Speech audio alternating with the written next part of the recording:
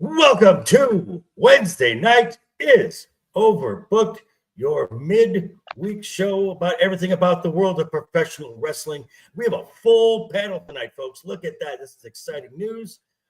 And before we get going any further, just want to let everyone know we do have links down below to all of our socials, all of our YouTube channels. So as long as you hit the like button here, share the stream with your friends, leave comments. Also, check out down below because I'd say you better subscribe or we'll bash in some skulls, right?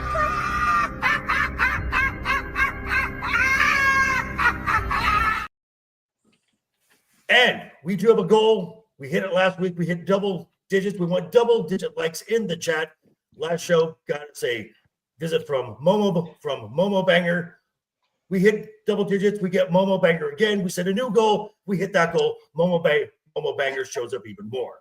So without any ado whatsoever, let's go through the entire panel here. To my immediate stage right, it is the man with the horrible takes, the man who's obviously colorblind because he needs his other eye checked because dressing like a highlighter is definitely a choice. It is the one, the only, from parts unknown, LeftEyeEgo. Ego, how are you, sir? You know what? I just gotta say, yeeting ain't easy. I gotta wait on That's all else. We'll talk about it later, but just yeeting ain't easy. That's all I have to say right now. All righty, and next to him is our legal expert who later on the show becomes renamed to Price Waterhouse. It is the man who likes looking at the holes of worms. It is Duke Devil 95, Bradley Burnett. How are you, sir? Doing pretty well. Did not expect to actually have to look into some legal stuff this week in relation to some of the topics, but I did. Just saying, it happens. And before we introduce the next member of the panel, he made a rather funny little comment last week. So in true fashion, I mentioned this was going to happen. So it is Laurence Knight. Welcome back, sir. How are you? I'm good. I'm good. I'm glad to be on a panel with everybody, including one half of Team Yeet. Ego. That's right. No, and Ego. Finger is on the trigger, sir. And back also still in parts unknown in the medical field in the anus of the United States, that is New Jersey, the Supreme Imperial Baconator, Matt the Unbearable 73. How are you, sir? Welcome back. Doing okay this evening. I'll adjust into what my life entails and praying and all that, you know. I hope I thought, by the way, I thank those who contributed to my little thing out there. And I appreciate my friends on the internet and all. And hopefully we'll all have a fun show tonight. Yes. And let us check the chat here really quick. We have Thomas Preston showed up. He's made it, and eating is easy. Well, I guess it depends on who you ask. We have our Wrench of Wrenches dropping links in the chat. This is Mr. Jacob Ironside. Hello, sir. And for some reason, Lawrence thought he wanted to say he was the first one here in the chat, which I'm just gonna have a button specifically for that. That is so cute. That's adorable. So, hey, JV, I have a question. Hey, Lawrence. Yes, Lawrence. Maybe about, I think the last time I was on, LeftEyeEgo made a statement that resulted, and we know that cause and effect is a real thing.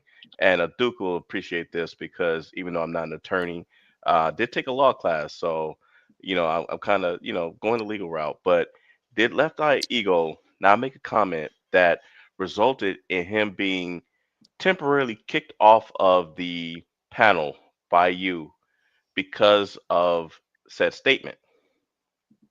As opposed to, Brad, want to take this? First off, you need to be a little more specific since that describes basically at least 4 times every week. That's fair and accurate. Yeah. Then that helps. You have to forgive me. I do have TBI, so my memory going that far back, as far as the specifics, do not kick in. Which, since this is not a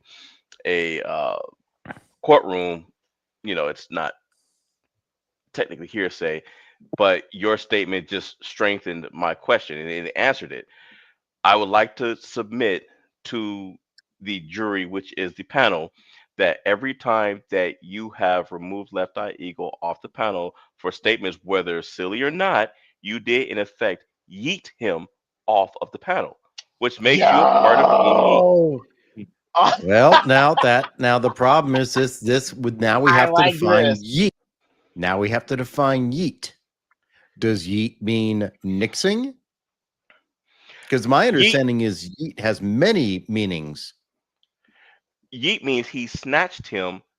He either snatched him off the panel or he chucked him off the panel, like that monkey did in that meme with on the Lion King, where he threw the Lion King off the planet, off the. Okay, I'm gonna have to go to Urban Dictionary on this. Okay, Oh my god. or I'm gonna have to ask ChatGPT. So Yeet meanings throwing something very, very hard, very, very fast. Well, how does I don't even understand. I don't understand how which to throw ego, I would have to physically have a hold of him, which I don't do. But you So- threw him digitally, and you But- hurt his feelings because you were very harsh with it. Oh, So you threw him, so you yeeted him hard. wow, that is I just like I. Can you hit the applause button for me, please, on the other side? No. You are. I mean, I'm just asking a question. and the answer is no, sir. I did not. Some This is- questions are better left unasked. I guess There I you go, better there you study go. up more on my wrestling law apologetics. Now, speaking of Oh my God. speaking of the legal world, we have something that came up, and one of the big questions coming out of AEW is, where's Andrade? Is Andrade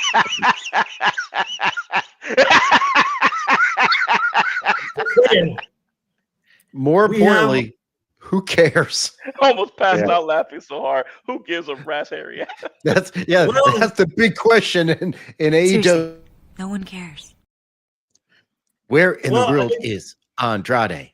because it was announced that he was released from the WWE. Not that his contracts had expired. He had been Mhm. fired from the WWE. And almost immediately he shows up like the week after on Dynamite on AEW Mhm. TV. And Which joined prompted what was it? The Don the- Callis the- family. He became member number 24 of the Don Callis Current iteration of WCW NWO. Gotcha. basically, yes. So The Don Callis family is more like the corporation type of thing. Seriously. No one cares. But Don Callis has no power. so No, Tony it's Khan has it. part of his gimmick is that he has power because he knows like the network and he knows like the corporate bosses and whatever. So that's why he can do what he does. It's part of his gimmick from way back when he was like Cyrus the Virus and all that in ECW. He always manipulates power from above and beyond to get his way. Seriously. No one cares. So basically, he's saying Tony Khan's an idiot, and he's really in charge of AEW. Seriously. No one cares. Obviously. But okay, wrangling cats, herding cats here. This brings You us yeeted our to speech. this story right here. Now, this was brought up by Brian Alvarez. This was also brought up by Mike Johnson at PW Insider, where Andrade could be sidelined for up to a whole year after breaching a 90-day non-compete clause from the contract he had with the WWE. Now, I asked Brad to look into this because contract law is his specialty. This is why he is the practicing lawyer. He is partner at a law firm specializing in contract law. So Brad, what did you tell me what you, because I gave you the explanations from JD from New York and from Solid Monster. Solid Monster was a little more less animated and gave more legal speak. What was your takeaway from this? And then I've got a follow-up question. First of all, clarification. I don't consider myself an expert in contracts. I deal with a lot of contracts, primarily insurance contracts. Okay. But I do a lot of breach of contract action.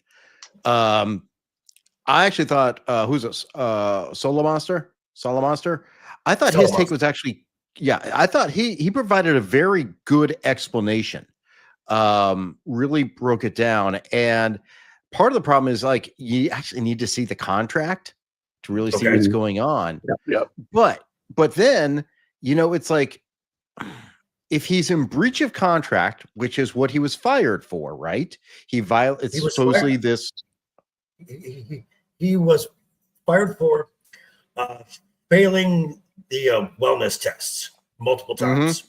Right. Oh, So that's a cause action. So I mean, you really have to get into the contract to see what it says. Most of the times, when someone is released, that's usually what we see. They're released as opposed to fired, meaning they've come to terms of some sort. This is like, you're out of here. So you broke a rule. Now the question is, is the contract still enforceable? The 90-day non-compete, again, you'd have to get in to see what it actually says. And then the whole idea of you can't do anything for a year. Well, this is what Solomos, right. Right. In the United States. Right. But that's what Solid Monster was getting into. Is like, this could be considered unconscionable. So it's too extreme to actually be enforced. Probably what you're going to have going on here is some behind the scenes negotiations between legal representation for each side to get some sort of agreement. Usually it can be some sort of financial agreement, maybe limitation on what he can do for a bit. But I do not think he will be restricted ultimately from a year. It is all going to be, like I say, behind the scenes, lawyers doing their things. I doubt you're going to see a lawsuit in this case. And the other thing, of course, is who really cares? It's Andrade. Yeah, he's a mid-carder. He's a mid-carder, but who cares? So okay, so I guess that brings back to my question, my follow-up question. If this would have gone to trial, and for the amount of time that it would take, would it even be worth it? Because to set a trial date and everything, he's got like maybe 2 more months left on the quote unquote 90 days. Yeah, I mean, it'd take at least a year to get to trial. Depending on, I mean, I think you will be the expert on this, but Brad, but depending on the state this is they're incorporated in, the judge would look at this like idiots and force them to go to arbitration. Yeah, well, that's a good point. Well, and WWE is based in Connecticut, so it would, but where are they incorporated? That's the real question. Their headquarters may be. Typically, there are a lot of companies are incorporated in Delaware. Yeah, remember, they're owned by parent corporations now. So that's true. They're now owned by what's his name? Which I believe the headquarters of TKO is New York. Yeah.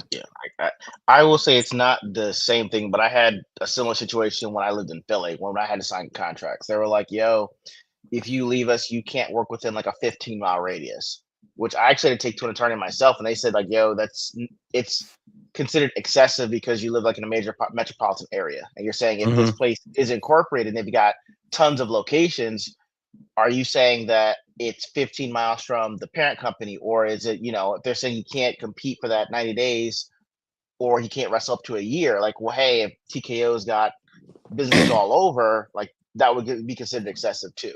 Yeah. So I get with you. I think when if it got to trial, they'd be like, yo, this is way too excessive, but I don't know how you stop this from happening again. That's the only you get thing. better. Well, the other thing is like they were talking about in the video, it's like these guys are technically all independent contractors. So technically, that's yeah. But if everyone's under a certain contract, that means you got to negotiate your contract, which you Right. can do. Bro. Now, with this, I believe that Solomon just said that this entire thing, nobody comes out looking good in this. No one does. Andrade looks like a dumbass. WWE looks like very petty in this thing, and Tony Khan and AEW also come across looking as dumbasses. Your thoughts on that? Who goes first? Anybody? Okay, I'll give you this. Okay, if Andrade is failing, there are big quotes around my words here. Welfare check as a WWE The wellness test. Wellness check. And he's going to AEW, who run under the NFL's health standards. So he's going to get caught up in whatever illegal drug he's using or whatever product enhancement or whatever injury he's ignoring. That NFL level medical treatment is going to say, you better, no mas. And, so maybe this in a way is a good way. A lot of the times they're like, stop smoking whatever you're smoking or whatever, Laurence, thoughts? Sorry, could you please repeat? I was taking care of something. Oh, no worries. All the parties involved in this entire thing no one comes out looking good in this whole thing. Your thoughts on just all the parties involved? I mean, okay, I just wanted to make sure I didn't miss anything. I had the gist of it. Good. Number one, I don't understand, and yeah, I'm not an expert in contract law, but I don't understand how a company could even get away with putting something in the contract, telling somebody, "Hey, if we fire you, you cannot go work in your field, that you do. You can't go and work, especially now. It's one thing if he's got the 90-day non-compete and they're paying him, that's one thing.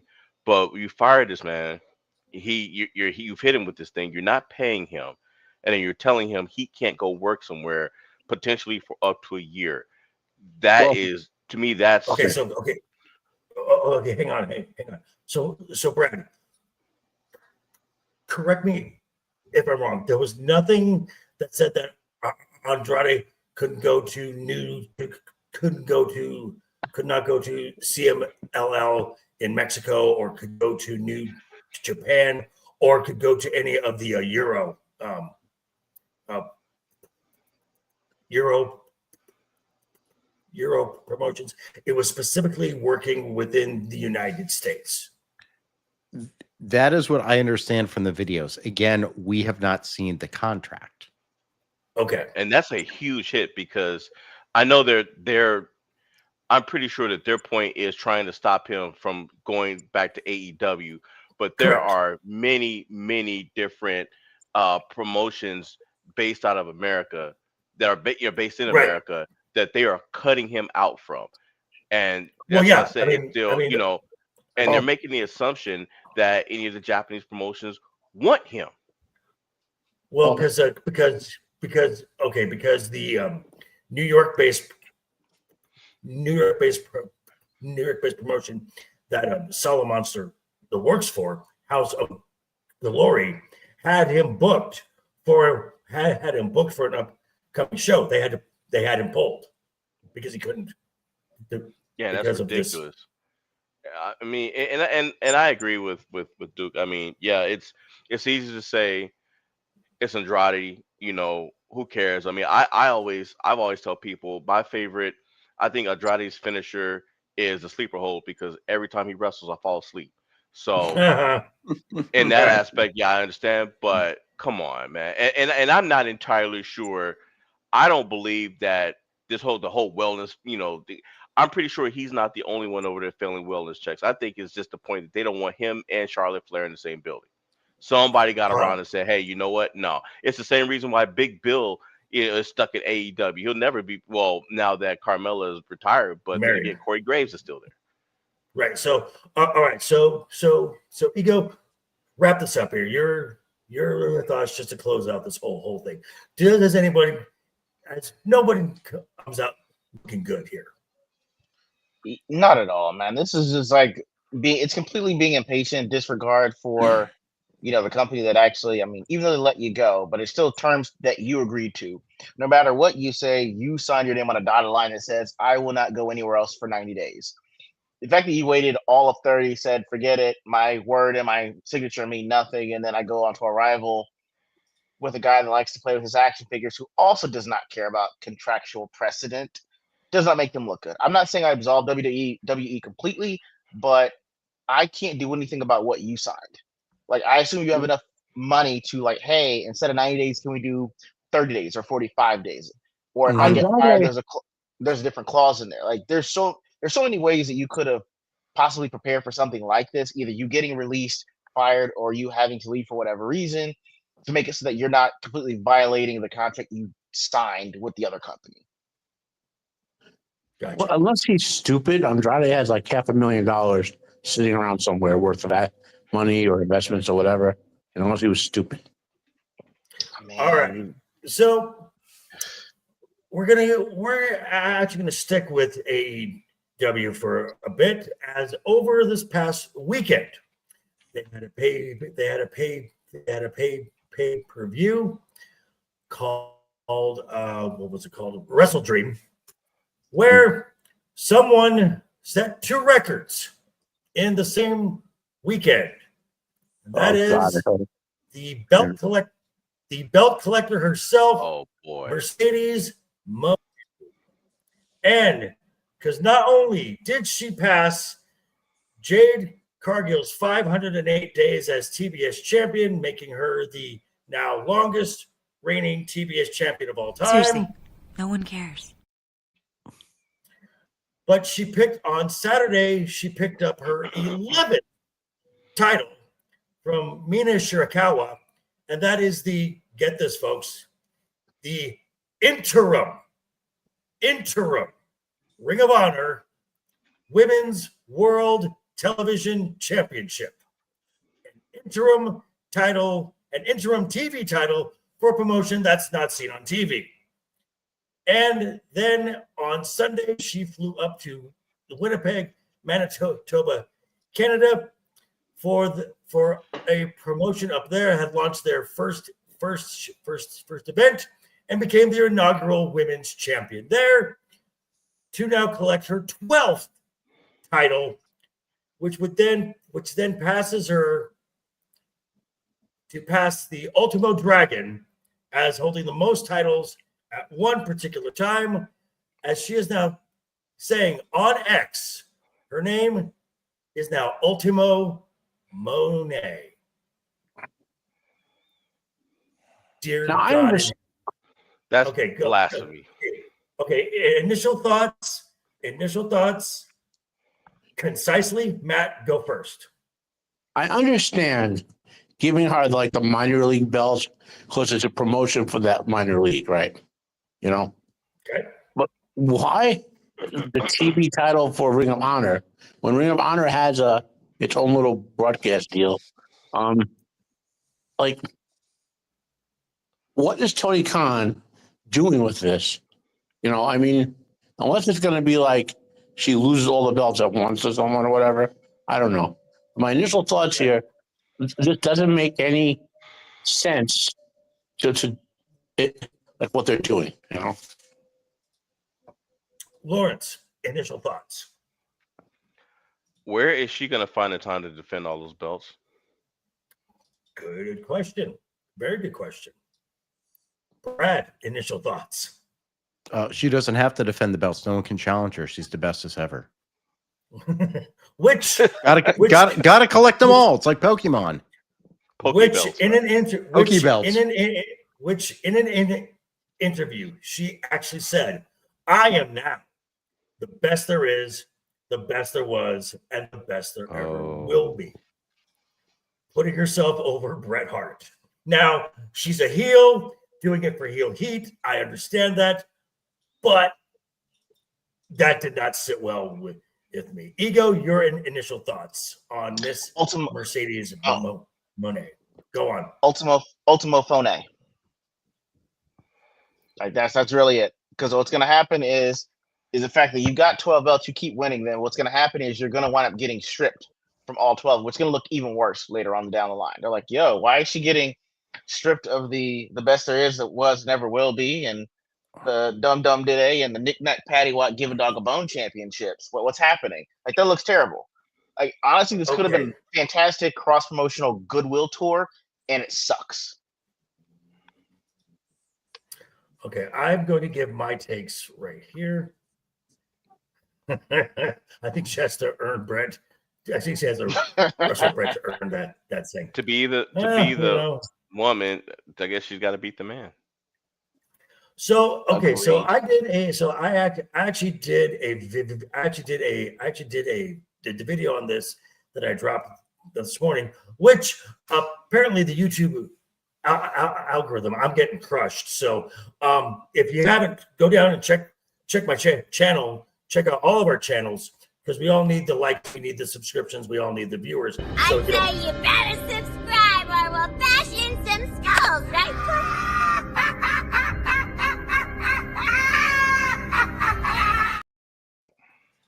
And I kind of had one of my points was kind of what Laurence said.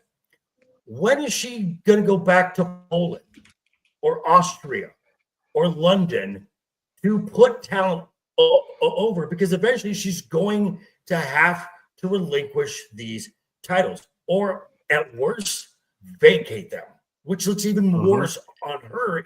Which looks even worse on her, in my opinion, because you're not putting talent over that they agreed to put their title on you to get more eyes on their product, to sell more tickets to their shows, and you're not going to do business back. I also have another question. As I said, all these B, C, D tier,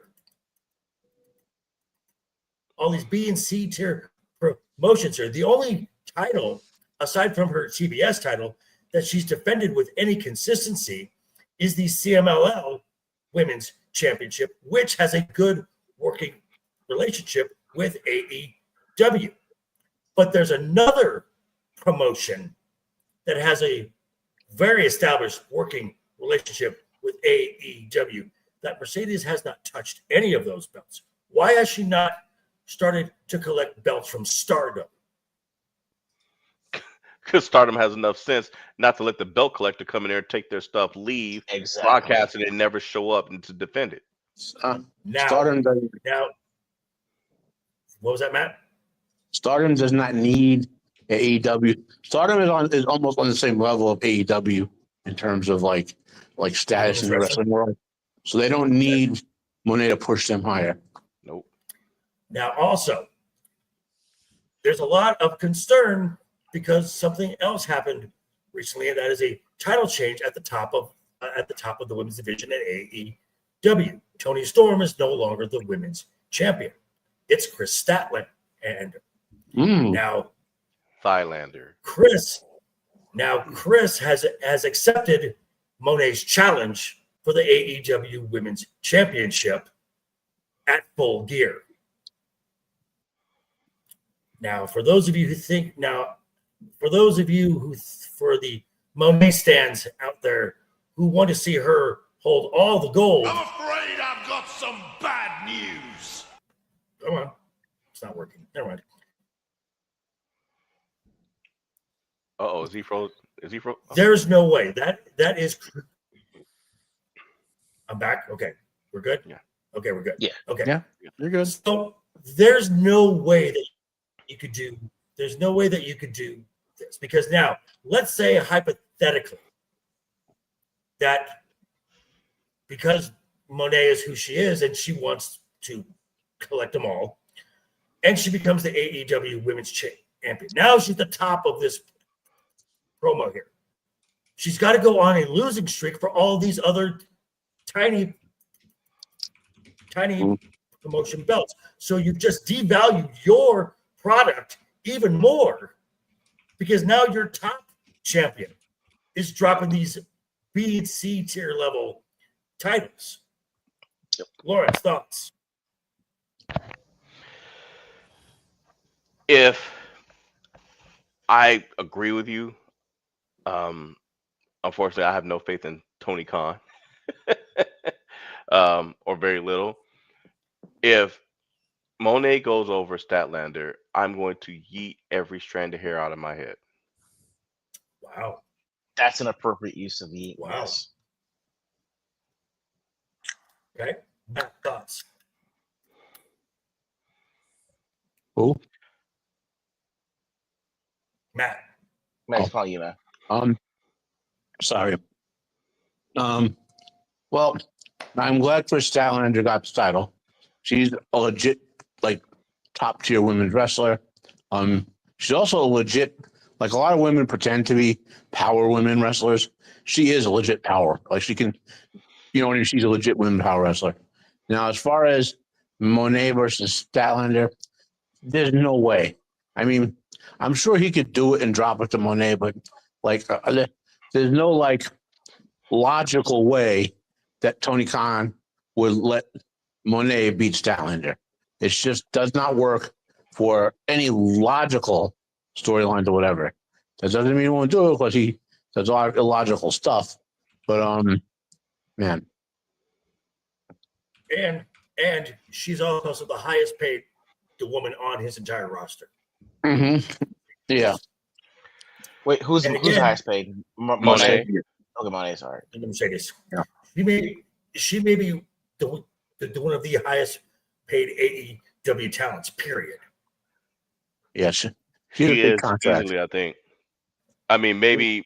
I mean, Moxley probably gets more than her, but Not by much. Not by Yeah. much. maybe $1 And- more. And again, just again, creatively, and again, it's again going to story, and we know that AEW is not big on telling great, compelling stories. But Brad, you being a guy who's all about story, if Mercedes does win the top AEW title, and then has to go on this tour back to where all her other titles, which by the way, two are not even real titles. One is from a promotion that no longer exists, and one is a trophy. How does this make the Mercedes look, and how does it make the AEW product look from a story standpoint? It worsens the AEW product, obviously. But if anything, it just makes it seem, you know, I'm going to get some hate. Makes it seem even more and more fake. I mean, this right now is just a vanity project for Sasha Banks, and I'm going to call her Sasha Banks because that's how I You remember. know what you should actually call her? You know what you should be calling her now at this point? Gonorrhea. Because when everyone sees, they're gonna call her Mercedes the Rock Monet. That's about next. Yeah. Hey, Rock! Go fuck yourself! I mean, it's gonna be. It's She's the going to get a same movie feeling. deal. Wait, she's going to get a movie deal. Instead of Black Adam, she's going to be Black Eve. It's just, She was already on the Mandalorian. Oh, Yeah. that's right. I forgot she was See? on The Mandalorian. the Mercedes the Rock Monet. I'm telling y'all, man. Like, It's yeah, if she Hey, tries, Rock! Go fuck yourself! That all if she being ever comes said, to Raw, she's screwed. I mean, she's not a who thinks she's this huge draw? I mean, seriously, I don't get it. She does. I don't get it either. well, I Well, she mean, does, that yeah, all but- being said, I don't think, on the scheme of things, this is like a minor story. I mean, when I think of all the problems in wrestling, you know, and all the issues going on, like Mercedes Monet is somewhere down around 45 or 50, you know, I guess. like that. And that's whole, just the number of belts she has, man. yeah, like that Hey, whole, for example, I'm not Ego. jumping. Oh, go ahead, sorry. You wanna take care of this little chat? Should we get going here? You got it. Give me a second, bro. Yeah. Not that I want to talk about it on this show, Joker, but for example, I saw the other day that Triple H was looking at hiring all new writers for WWE. And we talked about that. Didn't we that was talk on about that SmackDown. 2 weeks ago on SmackDown, right? correct. Mhm. Yeah. So I saw And posted we're- again. He was going forward with that, you know. So. And we're gonna look at into that in just a second here. My final take is, when it comes to this is just, again, a vanity project, like has been said here, and this is not a good look. The belt collector gimmick is, for me personally, is never a good look. So it's just not something that I enjoy, and I never liked it. I don't care who it is, even if it's like 2 belts. I'm not a fan of it. But that takes us, we're going to actually shift over to the WWE. And we said last week that we saw some pretty interesting things in a go-home show for Crown Jewel. And that just kind of continued as we've had some definite shakeups over on SmackDown. And that is just rather interesting. And it kind of started, again, we had the previous week where it was, with the exception of Stephanie teaming with Tiffany Stratton versus Julia and Kiana James, this was all SmackDown talent. It was just the SmackDown roster, and it was a solid show. You had a really good TV main event between Aleister Black, Damian Priest. Good match. Then we come to last week, and right out the gate, they pulled a surprise with a title change. Now, in the best part of what's been going on with SmackDown for a while is United States Open Challenge by Sami Zayn. Now, we were expecting, I guess, The Miz was going to come out. Carmelo Hayes took him out. So who was going to challenge him? Back from injury comes the Mad Dragon, Ilya Dragunov. I was ecstatic. I heard that music, and I was a happy camper. And not only did Dragunov challenge, Dragunov won. And apparently, this was also part because Dragunov was originally a Raw talent, and Triple H moved him to SmackDown because Sami Zayn said, "Hey, you should bring Ilya over to SmackDown. Let me put him over, shake things up, and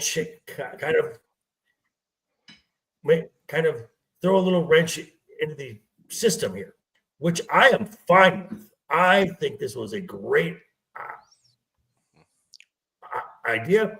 We also saw at the end of the show that Cody Rhodes and Drew McIntyre had an impromptu title match, which became an impromptu title match. Cody's in his suit still, and Cody did something that is very un-Cody-like. Got himself disqualified. Hit Drew McIntyre in the head with a championship belt, and that was just a little, how should I say, out of character. So I want to go with Ego first. Your thoughts on some of the creative changes that we have seen on SmackDown? I actually like the concept of an open call to championship, and I think Sami Zayn doing that was a slight injection, but having Ilya go over was a major boost. Shout out to him for actually being willing to do that, even though Ilya was, like you said, a Raw talent. He's like, hey, not only do I want you to bring him over, I'll have him be put over me and be the United States champion. That's awesome. That's great for being a team player, and it does do a great thing with shaking things up and adding a little bit more intrigue to SmackDown. Like makes you actually want to watch SmackDown, to follow some of the other storylines they've got going on there too. So especially with Cody Rhodes and Drew McIntyre, I thought that beef was going to be boring, but it sounds like it's actually being great because they're putting a story within a story for Cody regarding this. So I'm interested now, which is what I couldn't say last week. Okay, Brad. I'm not surprised at all. I mean, Sammy knows where he is in his career right now, and he may get a championship run at near the end, but he also recognizes as a veteran, his job is to put over younger talent. So I'm totally fine with it. It maybe will shake up things a little bit, and I hope they just like keep doing the open challenge. That'd actually be fun. Yeah, they might. You never know. I would Larry. like that. Lawrence. I think Sammy did the right thing. I agree with Duke. Yeah, he knows where he is in his career. I think he's realized that there's a very good chance that he is that world title match he had is probably the closest he's gonna get, because he's just like a homeless man. And that's not taken away from his skill. I have seen Sami Zayn wrestle live on the Indies, and he's better than what they've shown so far.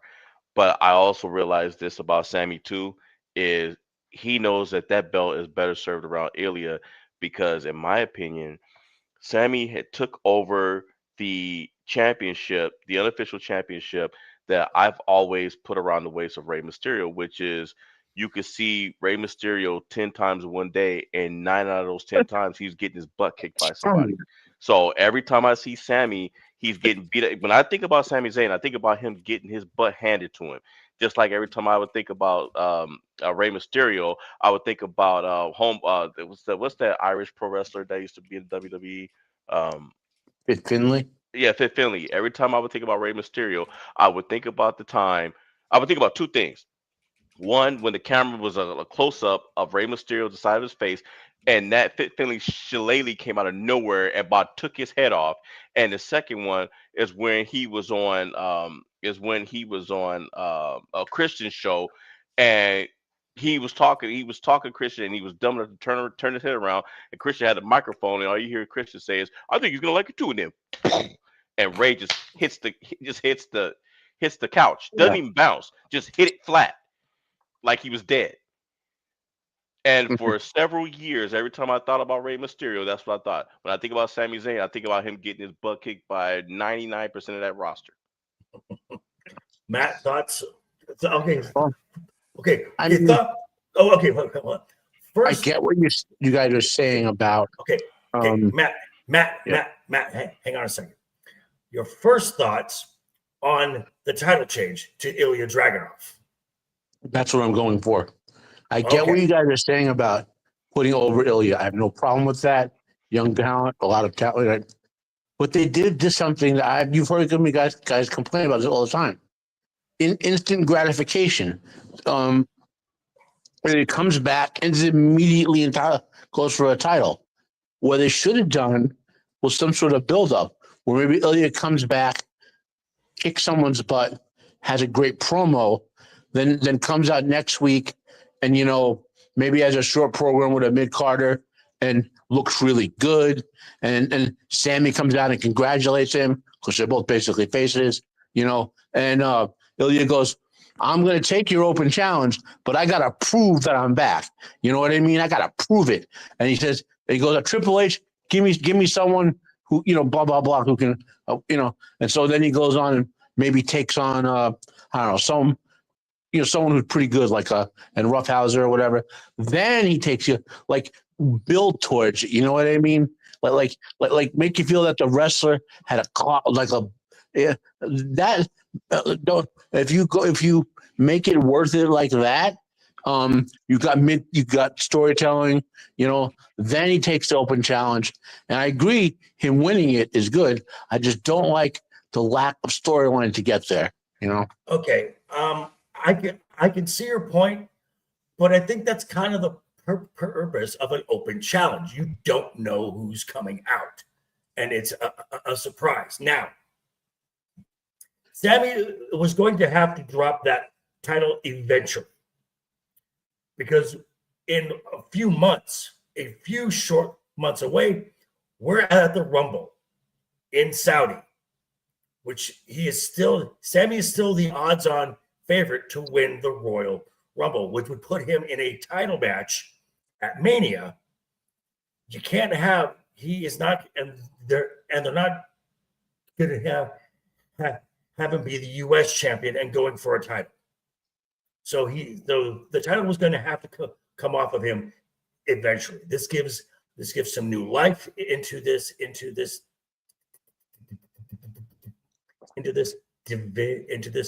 division, and I think I think it was a smart play, as opposed to over on Monday night, which last week had a great angle as they left the show. Great angle, the turning on Seth Rollins, Braun Breaker spearing the man in half was a great way to end that show. Then they follow it up with this. So clearly the injury is legit. Seth had surgery on his shoulder. He's going to be out at least 6 months. So he's out for a while. So you've got to figure out what you're going to do, because in that same show, you crowned a number one contender for Saturday night's main event in CM Punk. So what did they do? They went with a cliche ending. They could have done a tournament a little bit, started on Monday, continue with the go home show, and have the first round and have the finals of that tournament be a match at Saturday night's main event to challenge CM Punk. But they went with the most boring answer possible. And that is Jey Uso wins a over-the-top battle royal. And this will probably be one, if not one of two main events for November 1st at Saturday night's main event. Now, let's look at this here, shall we? I'm going to look at this up close here. This video of Jey Uso winning the battle royal to challenge CM Punk for the World Heavyweight Championship. It got 9.2 thousand likes and 19.3 thousand dislikes. In our sphere on YouTube itself, what's the term we use for when something gets more dislikes than likes? It gets what? What's the term? Yeeted. It starts with an R. It's not yeeted? No. Oh, wait. Ratio. This thing got ratio 2-1. So we're going to go with the apologist first. Mr. LeftEyeEgo, I want you to, first off, to defend the deplorable behavior of one Jey Uso after his brother saved his ass multiple times in that match to betray him and eliminate him to win the Battle Royal, and the clearly disliked decision to go with Jey Uso. This is not something that folks in the commentary space want. This is not something the fans in general want. I want to hear your thoughts, sir. Please defend this. First of all, I'm glad you finished, okay? Because I want to let you know, first of all, guys, half of those dislikes, bots, okay? That is so cute. Over half. I'm sorry. Okay? I'm sorry. Did you say half the likes were bots? That makes sense. No, I said half the dislikes were bots. Likes. Half Here Gotcha. comes the coach. Here comes the coach. Half the dislikes, guys, were bots, okay? Second of all, Triple H is just like Jey Uso because he said he wants to also run it back. I have no problems with this at all, okay? Third of all, I'm not sure any of y'all saw New Jack City. Lawrence, did you see New Jack City? I did. Am I my brother's keeper? That's Yes, all I I'm saying. am. Okay. Jey Uso is not. Yeet. Okay.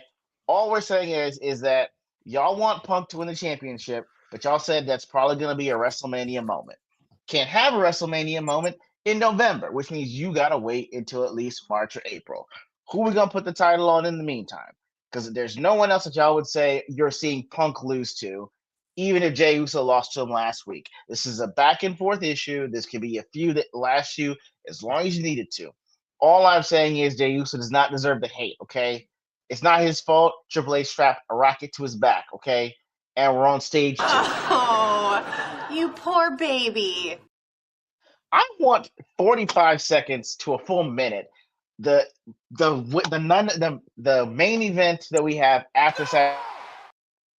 All right, I demand 45 seconds to gloat after Jey Uso wins the title. Okay, I'll even bring out my Jey Uso action figure that has title on it because I had to specially have that made. Okay, because they don't make them yet. Not even the toys stores believe in Jey Uso, but I do. That's all I'm saying. Okay. That is so cute. Now, Laurence, you being a Jey Uso fan, but you're also a reasonable man. Your thoughts on the safe decision, which is this is what this is. This is safe, and frankly, it's a little Boring. Okay. the decision to go with Jey Uso. Okay. Well, let me start off with addressing the ratio thing. Half of the dislikes are bots. The other half are people that Joker paid off. Oh, you poor baby. Now, I am unemployed, sir. That's impossible. officially unemployed. We don't know what you're doing when the camera's off. Second thing is, and I'm looking at it like this. Jey Uso is more likely to go over. And here's why. And addressing what LeftEyeEgo said before I get into that, am I my brother's keeper? Well, here's the thing, Left Eye. When Nino Brown said that to his quote unquote brother, he yeeted his soul out of his body with that hollow point. Yes, So he did. that addresses Big Jim. They are going to put that belt on Jey Uso's waist, and then they're going to feed him to Braun Breaker. Because the reason why people aren't in favor of this now is the reason why they weren't in favor of it when Jey won the title at WrestleMania, which is they put it on his waist 2 years too late. He should have been the one to beat Roman because that's when he was his hottest. And people were starting to get sick of Roman walking around with that damn belt. It should not have been Cody. It should have been Jey. I'm afraid I've got some bad news. Interesting. Okay. You're both wrong. Matt. Wishful thinking on your behalf. Okay, Matt, so I got some inside. Matt, I got Matt, hang on. Matt, hang on. Okay. Let me give you a prompt. So, again, when I say this is the safe decision, because we saw at the beginning of the show with Braun hold the world title over his shoulder. Not gonna lie, it looks good on him. The risky play, the taking a risk, is to put it on Braun right from the start. I personally do not want Punk or Jey to win at Saturday night's main event. I want a fucked up finish that leads to something else that goes to Survivor's Series. Your thoughts? My thoughts? Okay, so I got some inside information, quotes. See, when Triple H in a week or so planning this, every day when he went out to the office or was going for dinner or whatever, Rikishi was following him around in a car, giving him a look. So Triple H knew what would happen if Jey did not win this match, So he was concerned about his life, Anyway, I can't look. I hate, I all hate lame event Jey Uso. I think he should be in a tag team role, in the mid card. He's like he does. The Samoans, historically, I mean the whole branch of them, used to be very dynamic wrestlers and whatever. Now they all do the same 5 moves. Roman and Jey and Jim and Solo. Well, Solo at least has the spike. If the best, I mean, anyway, I'm not gonna, I don't want to rant about, anyway. So I agree that this is like a setup maybe for, Braun, for a Braun. But I don't know. I mean, I'm not happy with the storytelling in WWE, and I don't know. It's just tough. Like, not to rant about it, but I'm stuck here in a hospital. I can only watch like wrestling on YouTube or whatever, and for them to do this, like, do they think we're stupid? Is that the truth about it? They think there's a lot of other people who could have won that battle royal and dropped the belt to Braun Breaker. You know what I mean? And Here's the thought. had a better Here's match. the thought. Here's the thought. And if you want to keep this bloodline family drama going, have Jimmy win instead of Jay. That would have been interesting. I mean, is Jacob out for a while? Was that true? Yep, he's out. Okay. Or it's a non-wrestling injury, and he's going to be out till like early next year. So yeah. Okay. But I mean that would be interesting to let Big Jim win. But what are they? I mean, neither Uso is. I think they're both like between 10 and 20 in terms of merch sales. I know Cody. Basically, Brock is number one. Now he's back on the WWE Corporation. And then after that, you have Roman and Cody. As 2 and 3. Is that what it is right now? So you would think they. Yeah. LA Knight. I mean, LA Knight was right there. LA Knight was right there. Yeah. And I mean, and Punk and Knight have had that beef. So Brad, I'm come to you. You're the story guy. You are also a smart man. You're not buying it into the yeet hype train. Your thoughts on what should have been, what could have been, trying to do something fun and interesting having to redo this on the fly, but just going safe and dull. Your thoughts, sir? Oh, I'm sorry. The prospect of a Jey Uso championship put him to sleep. It's a nightmare. Unfortunately, it's probably going to be Jey Uso. Let's be honest.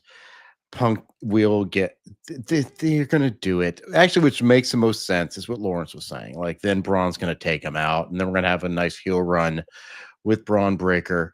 I'm just so sick of Jey Uso. It's just like, this guy's really not deserving of a singles thing. All he's got is yeet.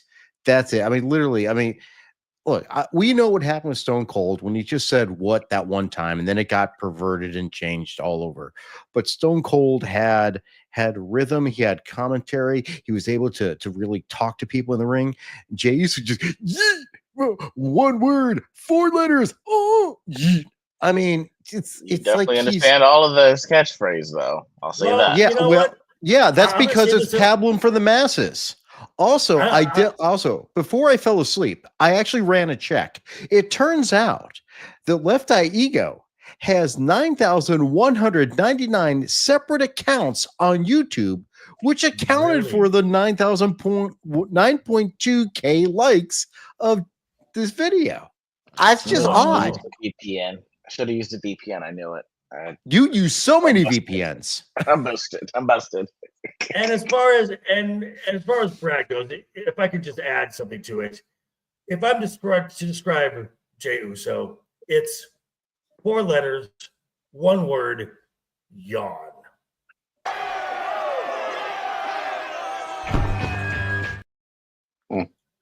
I just want to point out, as annoying as the what chant can be occasionally, smart wrestlers will know how to manipulate it when the fans start doing it.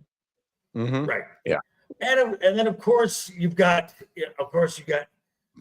Joe Tessitore and Wade Barrett on commentary trying to sell the masses that Jey Uso is a great choice for this. It's going to be a great match. No, it's going to suck, but at least they tried, which is what's going to bring us now to the staple of this show.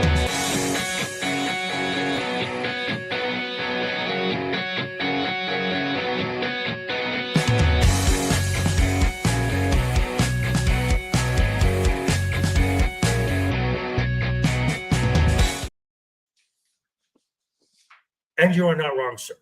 That is absolutely correct. So we are here for the Wizardized Overbook Top 5. We have a topic, and we take our 5 best takes. Our number 5 take gets 1 point. Our number 1 take gets 5 points. And at the end, way over there on the stage right, Price Waterhouse tabulates the totals to give us a definitive scientific response to this topic, which is who is the best pro wrestling commentators? The guys sitting at the desk giving you the play-by-play, giving the description, getting you immersed in the field and the world of professional wrestling, getting you excited about the matches that you watch on TV. Which I want to want to thank everyone who has been in and out and watching the chat. We still have a goal of double digit likes so we can talk to Momo again, because we like to talk to Momo. Also, check out in the description all of our likes, all of our channels, all of our socials. So if you don't mind, please. I'd say you better subscribe or we'll bash in some skulls, right?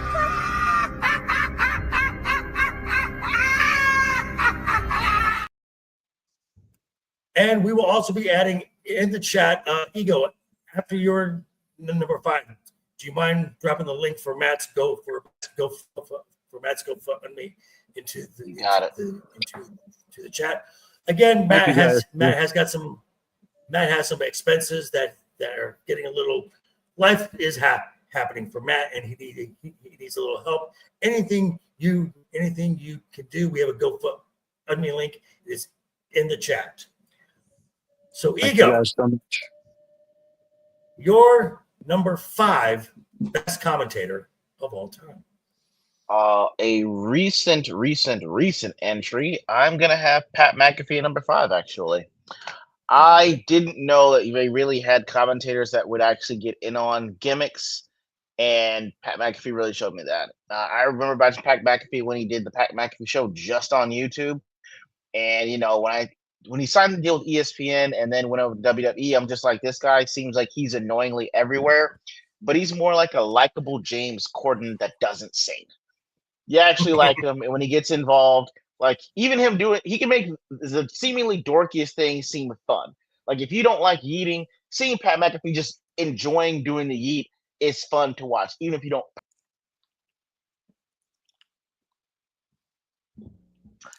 I said even if you don't like it, even if you don't. No one likes it. No one likes it. Okay. I'm gonna keep going despite you being so hurtful today with me. But anyway, yeah, he's just a fun commentator, does great. And I know that because he's got all the obligations, he kind of burned himself out a little bit. So I look forward to when he comes back. He's actually very fun and very energetic. So I dig it. So I got him at number 5. All right. Brad, you're number 5.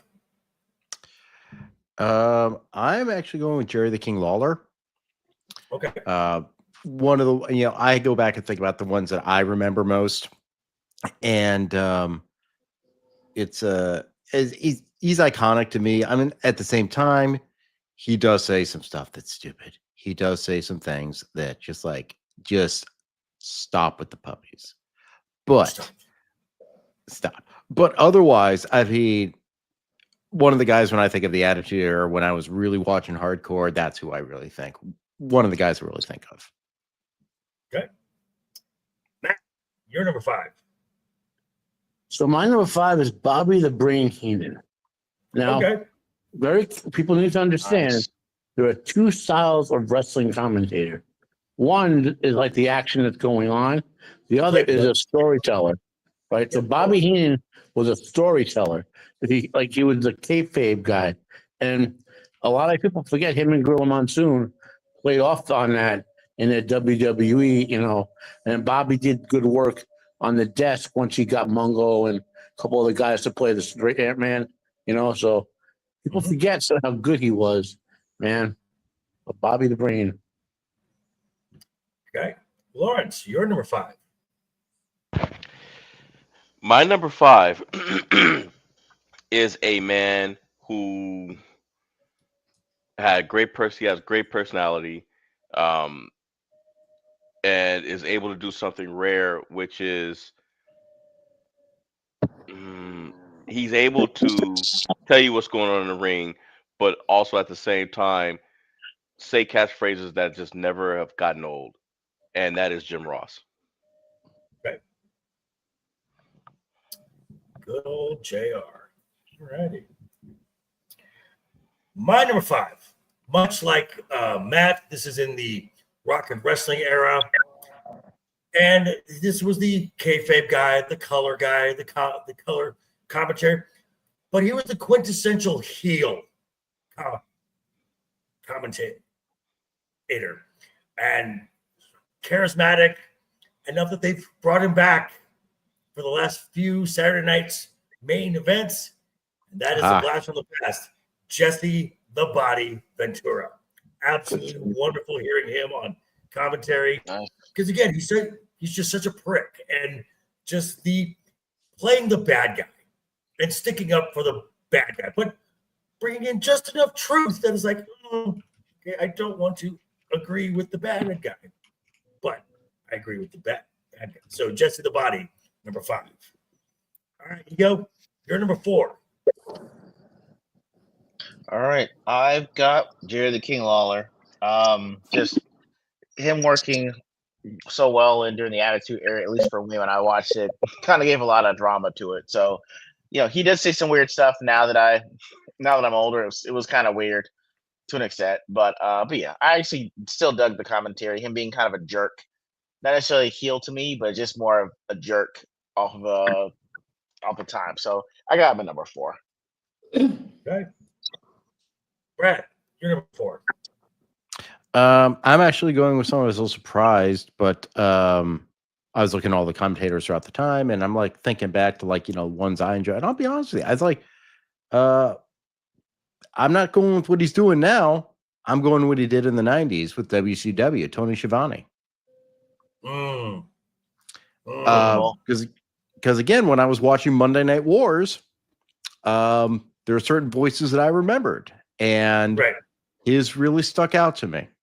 I thought he did a pretty decent job, and he had a few iconic things. Anytime Sting would show up, just Sting, it's Sting, that sort of thing. So I mean, at that time, I thought he was really good, and one of the ones that really stuck out to me. Okay, Matt, you're number 4. I forgot to mention this was number 5, but I want honorable mention of Don West, who passed away about 10, 12 years ago. He and Mike Tenay did great work in early TNA, so just want to get that honorable mention out there. So number 4, I mentioned already, is Gorilla Monsoon. The guy was iron on the mic. He had great teamwork with his best bud, Bobby Heenan. And people forget this. Early Vince, before he became the corporation, came down to be a commentator. That was a great team, Bobby, Gorilla, and Vince. And they all had roles to play. You know how to play it. And you also got to remember, one of the commentators, not so much anymore because it's a little more, but back then, one of the commentators played a role in the matches by giving cues to the wrestlers and such. That was Gorilla's job, so he did great at that stuff, He was also the one. He was also before he took the desk. He was the guy He was the guy directly behind the curtain that would keep the pace of the show going. So he was watching. He was watching. So that's why that position, when you see them walking out now, the tracking shots where they walk out from the backstage to the ring, that area is called Gorilla. The area is called Gorilla because of Gorilla Monsoon. Yep. Larry, you're number 4. My number 4 is a man who combined high energy that kept you engaged with wrestling knowledge and excitement about the moves, right? And even though he was high pace, high energy, he knew when to stop and say things to make you think. Case in point, Survivor Series, when it was the perfect team versus the Warriors, and they were all standing around in the ring. Wow, okay, yeah. And Roddy Piper said, this is a real peculiar time. You can tell everybody's checking each other out right now, and it's a real peculiar time because we don't know what's going on. And the Animal got the drop on Smash, and he was like, "Oh, Right. there we go." So my That's one number of my 4 favorite. is That is one of my favorite Survivor Series matches of all Yep. time. mine too. A lot of storytelling in that entire show. Great storytelling. Very yes. I believe that's the first year that they did the Grand Survivor, where all the winners of the Survivors, and it's the only year that they've done it. Okay, yeah, you're right. So Roddy Piper, is that who you got? Roddy Piper. Okay. All right, my number 4 definitely has a wealth of wrestling knowledge as far as the maneuvers go. Plays kind of a tweener character on commentary. He's a color guy, but because of him, we now know what certain moves are called in other countries, especially when it comes to the Japanese wrestlers. The Asai moonsault, the Tope Suicide, the Shote uppercut. That's Corey Graves. I think Corey Graves is a wonderful commentator and has really kind of grown into himself. And for a brief time when he had to do play by play because when they brought it in, Pat, they moved Corey and Wade together. So you've got 2 color commentators. Corey moved to do the play by play and has done very well at it. And he's done SmackDown, PLEs, Raw, NXT. He's a chameleon, fits in anywhere within the WWE system. So Corey Graves is my number 4. Ego, you're number 3. You know what? I did not expect to like this man at all, especially since y'all got me watching wrestling, but he grew on me and I've come to appreciate him. Michael Cole. Blasphemy. I was like, hey, I can understand what he's saying. Especially with me with hearing loss at this point, I can understand what he's saying. It works.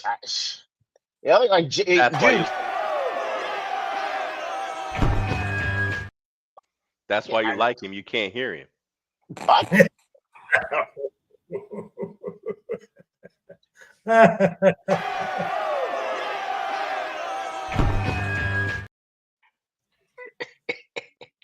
I'll put you down for that one. But yeah, it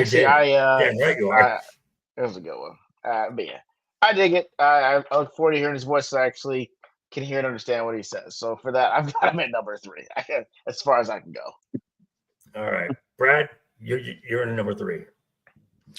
From my number 3, I'm going with the first play-by-play guy I remember watching wrestling as a kid, and that's Gorilla Monsoon, who was perfect at explaining the matches, telling you what's happening. And for a guy, for me, just a young kid trying to watch it, it's like, this is the perfect person to understand what's going on in the ring and telling it straight so that I could understand it while at the same time hearing something else going on. Gotcha. And because of the Monsoon, I forever know what the little bump on the back of your head is called. It's the external occipital protuberance. Matt, you're number 3. This guy has come out of nowhere in the last couple of years. And honestly, if for another 5 or 10 years, he may be number 1. It's Bad News Barrett, who is Wade Barrett. I'm afraid I've got some bad news. I mean, as much as I would like to see him return to the ring, I always enjoyed him in the ring, and he's still capable of wrestling. He is off to a great career as a commentator, and he has that balance between a little bit of the heel commentator and a little bit of the straight-laced expert commentator, which I love. And he's so good, I agree. He's very, very good. Him and Graves are kind of in that same fit. Yeah. All right, Larry, your number 3. My number 3 is legendary. He is a man who can tell you what a wrestling hold is, and spoke in a way that just it was like listening to your grandfather. That's Gorilla Monsoon. It was just he is the reason why I understood and understand today why wrestling moves are put on, the psychology behind it, without ever stepping in a ring myself. Well, I'll take that back. I did step in the ring playing around and got splashed by a big what's his name, Rickland Stevens. Yeah, that was a mistake. Yeah, he didn't take the kindly to that. Next thing I knew, I was looking at a 350-pound man flying towards me and splashed me in the corner. Oh yeah, you don't know about that. No, Sorry. I don't. We'll talk later. Yeah. Sorry, later. I was divesting, but yeah, Divulging. Gorilla Monsoon. All right. My number 3, I think Matt will appreciate this, comes from the days of ECW. This was a guy, color, play by play, didn't matter, could do them both at the same time. And he even had a famous shoot promo where I can't do backlash. It is the phenomenal Joey Styles. Absolutely phenomenal commentator. So Joey Styles is my number 3. Ego, you're number 2, sir. My number 2 is actually going to be WCW's Tony Schiavone. One of the first times that I was able to watch wrestling and actually slightly understand what was going on was WCW. And, his back and forth, especially with Scott Hall before and during the NWO days, were fantastic. And, of course, whenever he says it's Sting, as if you didn't already know it was Sting, took it up another level. So I got Tony Schiavone at number 2. Schiavone. Not he said Schiavone? Schiavone. Tony Schiavone. He's been always been saying it, Schiavone? Tony Jabroni. You got it. Tony Jabroni. Damn, I must have had heroes for a long time. I swear to God, ever since I was 7, he's been saying that. That's what I've been calling him. My bad. Brad, you're number 2. Now I'm totally confused how to pronounce the guy's name.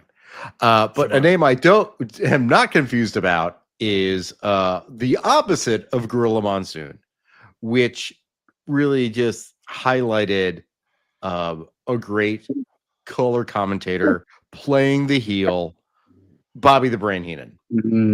I mean, and I went back to check when he was a commentator. It was from 1984 to 1993. He was still doing some managing at the time with the Heenan family and everything. But he and Gorilla legitimately loved playing together as commentators. And it said, they when he was leaving, Monsoon kicked him out, said, "I'm tired of your stuff," and kicked him out. But at the end, they went back to the hotel and just hung out the entire time. I mean, those two really enjoyed being commentators together. They had great chemistry, and Bobby Heenan played the perfect foil for this straight man. Oh, God. And his commentary, I go back to, I think it was 91 or 92, the Rumble, where Rick Flair, 92, when Ric Flair won.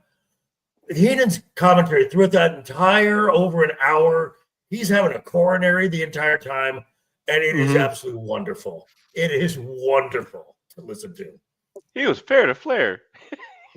Right? Oh, just let him throw you out. Please, just let him win. Matt, you're number 2. So my number 2, I debated this, putting other people in this spot, because there's about 8 commentators, I think, of one, maybe 9. I mentioned Don West and all that. But this guy is here because he had a unique skill to push kayfabe storytelling and make you believe it. And you guys remember when they had the storyline where Triple H was murdered and then resurrected by powers 2 weeks later or whatever, and he goes, Mhm. "Oh my God, Triple H is dead!" And like he sold it so hard, you believed it, right? And then weeks later, he goes, "Triple H has risen from the dead." Like he just sold it so hard. Jim Ross, man, he can sell that kayfabe storytelling as a promo. He's good. He's good at other aspects of commentating, but he can sell the kayfabe part of commentating like no other. So, Gotcha. All right, Larry, you're number 2. Now, initially, my number 2, without even thinking, I was gonna say Tony Schiavone. Here's why. Real quick. And I believe it's the reason why Andrade. I always call him androgyny, but Andrade. I believe it's the reason why he's in a predicament that he's in, which is when Rick Rude left WWE and popped up on. He was on WWE program that Monday night, and then an hour later was on WCW the same night. And when he walked in, Tony Schiavone went, "Oh, holy smokes, Rick Rude!" That's what almost made me make him number 2. But when I thought about it, I was like, you know what? No. And this is the reason why Jerry Lawler is not on my list. Jerry Lawler said a lot of funny stuff like that. Like when Jason Sensation came out, he had the thing on his nose, and he was like, "Is that his nose, or did somebody park a bus on his face?" But there was always a chuckle. There was always a chuckle with Jerry. But this guy, when he said something was funny, he said it not only with a straight face, but it was like a matter of fact. Like, how do you not realize this? And I actually wrote down a quote that he said.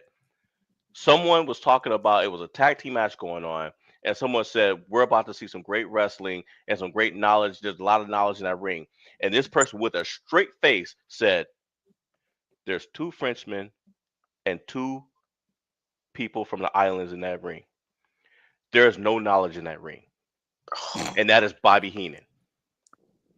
The reason why people love Jerry Lawler and Jim Ross so much is because they are the modern version of Bobby Heenan and Gorilla Monsoon. yeah, that's fair. Mhm. You go back and look Yeah. at them, there is no difference Mhm. between the two in the way they played off each other. And there's a reason for that. And I'll get to that in the next round. All right. So my number 2. We're in experimental phase with the WWE. We took a cheesy game show gimmick and actually turned it into an actual wrestling show. And it was one of the best things that WWE's ever done. It's NXT Black and Gold. And the voice of NXT Black and Gold, was Mauro Ranallo. The way he called the match. About him. Yeah. There was something just special about him. Him and Knight, Joe, together were just, it's something. It was lightning in a bottle. Never going to see that again. And there's always just something special about Mauro calling matches. So Mauro Ranallo is my number 2. All right, Ego. You're number 1. Man, the man that could really sell the drama, Jim Ross. The way he said someone was broken in half, that man's got a family. By God, he's decimated, he's lacerated. all the catchphrases that I've come to learn have been from Jim Ross. He's my ultimate number 1. Gotcha. All right, Brad, you're number 1. Yeah, for me, it also has to be Jim Ross. I mean, when I got back into wrestling in the mid to late 90s, he was the voice that I heard. And like we just heard, he and Jerry were the modern day Gorilla and Bobby. I actually think Bobby was better than Jerry, but I think Jim Ross was just as good as Gorilla Monsoon. And he also sold stuff. I mean, he did straight commentary, but he sold stuff like Barbecue he was saying. sauce. Like, Barbecue yeah, sauce. barbecue. Well, he sold barbecue sauce, of course. But slobber knocker. We got a whole bunch of words from slobber knocker and good God, he's dead. I mean, when Mankind comes off the top of the cage. Oh my God. Oh, it's an iconic voice, the way he would do it. And he's still doing it. You know, I mean, God bless him. I mean, he's got a lot of health problems. You know, he's held Bell's palsy and everything. But he does it because he loves doing it. And he's still pretty good at it. All righty. Matt, you're number one. Well, you mentioned him before. He is the only commentator who can solo any wrestling commentating event, whether it's a pay-per-view, a TV show, or whatever it is. You know, he carried ECW. He's the heart of ECW. He could do. His voice was so appropriate for wrestling, and the one and only Joey Styles. All right. Now, if you want to hear some really fun commentary, remember I mentioned Cyrus before.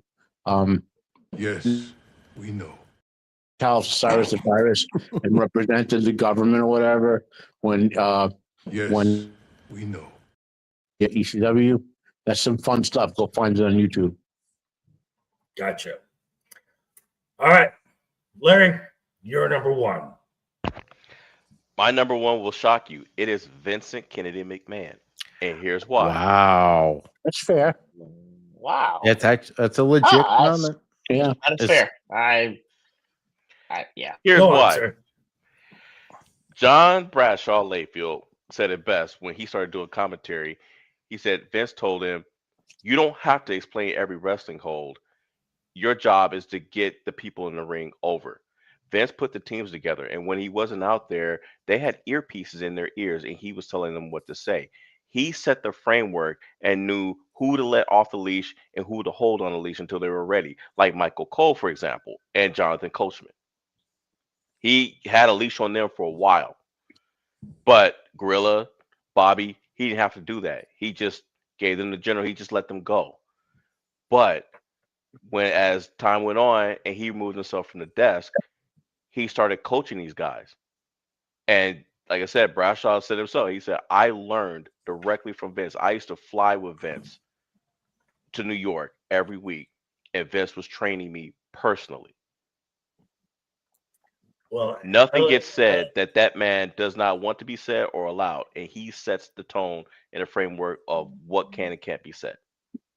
At least it's good that he was training him on how to do commentary and not other things. Other stuff. No, of course not. Yeah, no, and I understand. I mean, and that was a tough choice for me. But I had to think about it. Okay, well, this guy was telling them what to say, basically, and doing all this other stuff. Really, Vince as a time before he became Mr. McMahon, like in the 80s. He and Gorilla were great. Yeah, that's right. If we were doing our all-time greatest commentary teams, they'd be like in my top 3. You know exactly, which is why I said what I said earlier. Is why I'll get to the reason why Jim Ross and Jerry Lawler were so great together is because who was sitting with Gorilla and Bobby? Yeah. Right. Yep. And so my number one, it's been on everyone's list, and it's on -2. This was no question from the word jump. It's good old JR. Whether it was a slobber knocker, gonna beat him like a government mule, gonna stomp a mud hole in him and walk it dry. So many phrases and just little Rossisms throughout the Attitude Era, throughout the Ruthless Aggression Era, that it is just undeniable. If you were ever at a show early, he would come out to the Oklahoma fight song. He would walk down to the ring, got his cowboy hat, barbecue sauce. It's okay. It's not great, but it's decent. But good old JR. And again, still doing it and has been doing it for years, and it's just the best voice of all time. Mm-hmm. So with that, I think we have a very clear number one. Oh, yeah. We have a two-way tie for third and a clear number 2. Wait a So, minute. No, I have a two-way tie for 9. I'm sorry, for second. second, who came in? Who do you have in that? No. Okay, who do All right. we Well, have? number 1. Do we want to say what do you want to do? Number 3 first? 3. I have number 3 as being Gorilla with 8 points. Okay. I also have Joey Styles at number 3 with 8 points. Oh, wait a minute. You're right. You are correct. I wrote down the wrong number. He is also at number 3. Correction. Okay. You're right. And then at number 2 with 9 points is Bobby the Brain Heenan. Bobby the Brain Heenan. And number 1 in a landslide victory is good old JR. And JR. You're right. You are correct. Price Waterhouse made a mistake. It was not La La Land. It was Moonlight. Sorry. Good to know. Good to know. All righty. So yeah. So thank you for everyone. That is the show for today. So before we go around the horn, I want to thank everyone who has been a part, who's been around in the chat. Make sure to get those last minute likes in. We still got a little time. Maybe we can get a few more likes. Maybe we can get to those double digits. Who knows? I do have something cooking for next week, something a little special. So we'll do a little something that doesn't involve luchador masks. So we'll be fine with that. But in the meantime, Mr. LeftEyeEgo, what do you have coming up, sir? All right. Well, I will be out of my undisclosed location pretty soon, back at home.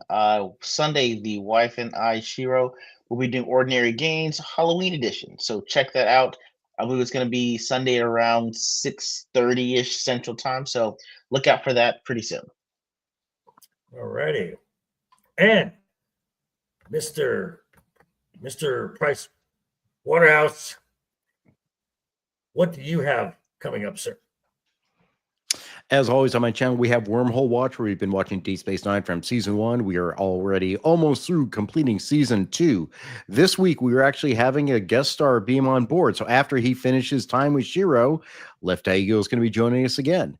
Otherwise, go watch our new videos called the Latinum Lounge, which is just the 4 of us bullshitting and talking all sorts of crazy stuff and generally insulting Jay Hitman. That's a comment. So what you're saying is Jay Hitman is your LeftEyeEgo. Yeah, he's got those bad Star Wars takes. And also, just so you know, this is a no yeet zone on the Latinum Lounge in the Wormhole. No yeeting allowed. I'll be. I'm advised. Cardassian justice will be meted out for yeeted.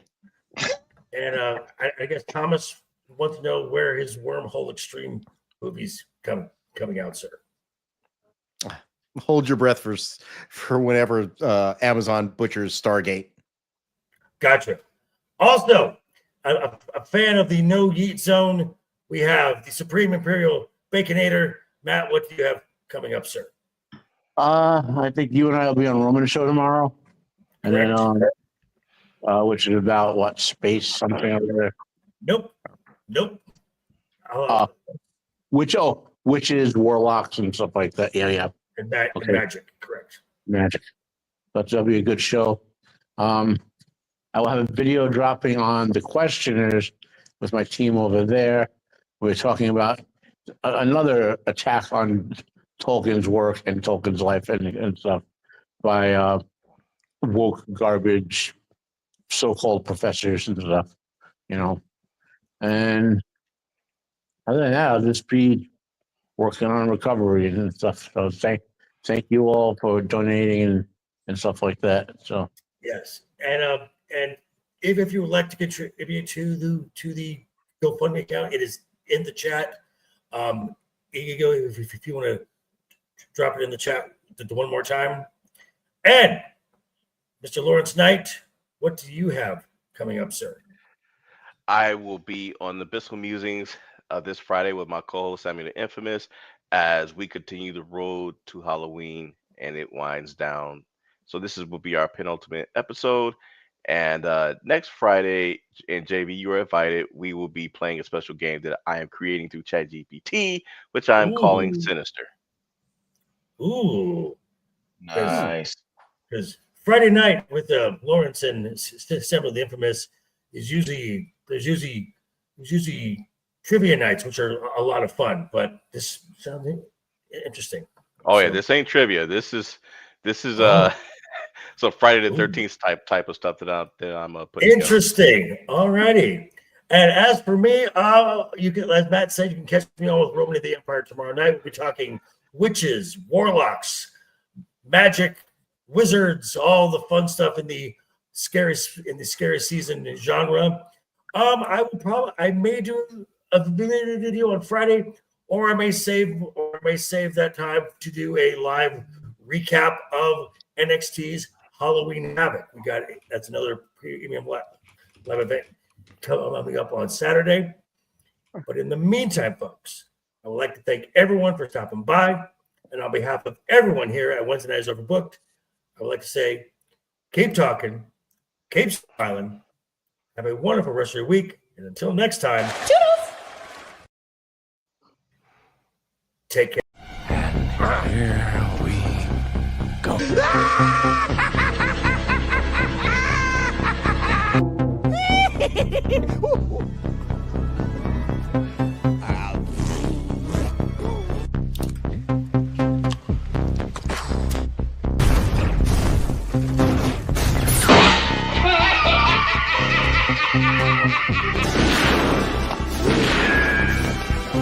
Is like gravity.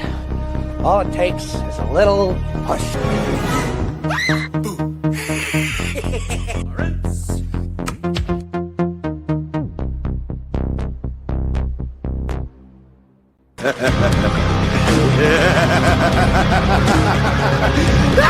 Yeah.